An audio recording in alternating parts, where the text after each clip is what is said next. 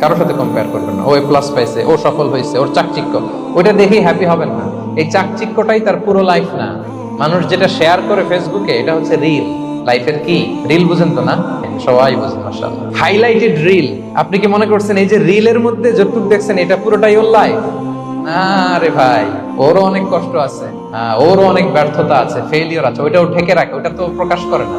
দেখবেন আমরা ফেসবুকে ছবি শেয়ার দিলে কি করি? সবচেয়ে ভালো ছবিটা খুঁজি, হাসি দেওয়া, স্মাইলিং ফেস, স্মার্ট লাগতেছে, সুন্দর পিকচার হয়েছে, এটা দেই। কারণ আমি যে হ্যাপি এটা দেখাইতে চাই আমি সবাই, ঠিক কিনা? তার মানে আমার দুঃখের অংশটা তো আমি শেয়ার করি না। সো আপনি কারো চাকচিক্য দেখলে অবাক হবেন না, এটাই তার হোল লাইফ নয়। It's not the entire picture of his life. এটা হচ্ছে হাইলাইটেড রিল। এটা কি? সবাই বলেন এটা কি?